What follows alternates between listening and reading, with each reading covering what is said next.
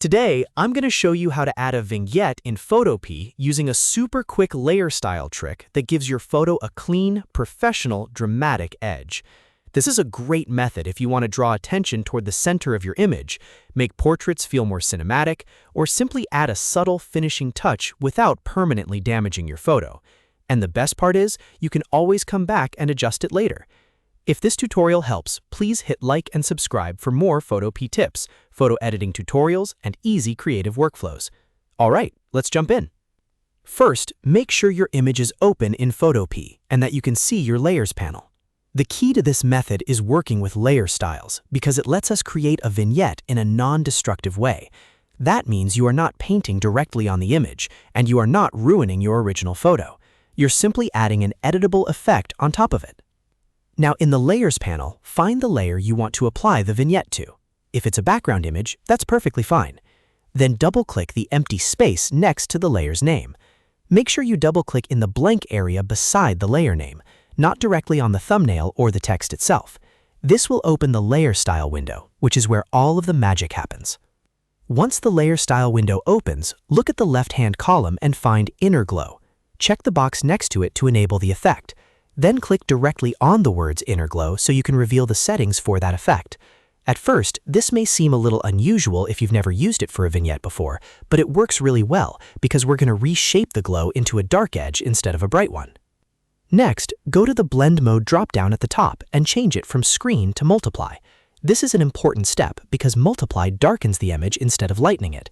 That's exactly what we want for a vignette. After that, adjust the opacity slider to somewhere around 50% to 70%. If you want a softer, more subtle vignette, keep the opacity lower.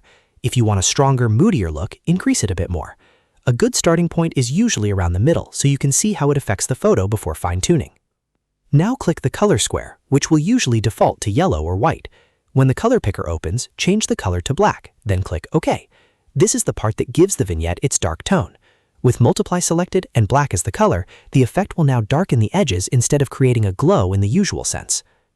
After that, move down to the Elements section and find the Size slider. This is the most important setting for shaping the vignette. Increase the size slider drastically until the dark glow spreads far enough into the corners of the image to create a soft border. The bigger the size, the smoother and broader the vignette will look. You want to keep it natural, so don't make it too harsh. The goal is usually a gradual fade from dark edges into a lighter center. If the vignette looks too strong, simply reduce the opacity a little or lower the size until it feels balanced. If it looks too weak, push the size higher or increase the opacity a bit. The nice thing about Photopea is that you can experiment quickly and see the result in real time.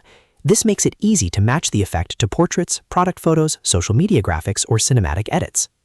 When you're happy with the look, click OK to close the window and apply the effect. Your vignette is now added to the image, and because this was done through layer styles, you can edit it again later without starting over. If you ever want to change the vignette, just double-click the Inner Glow sublayer item that appears below your layer in the Layers panel. That will open the settings again, and you can adjust the blend mode, opacity, color, or size whenever you need to. So that's how to add a vignette in Photopea in just a few simple steps. It's fast, flexible, and perfect for giving your images a more polished finish. If this video helped you out, please be sure to like the video, subscribe to the channel, and turn on notifications so you don't miss the next Photopea tutorial. Thanks for watching, and I'll see you in the next one.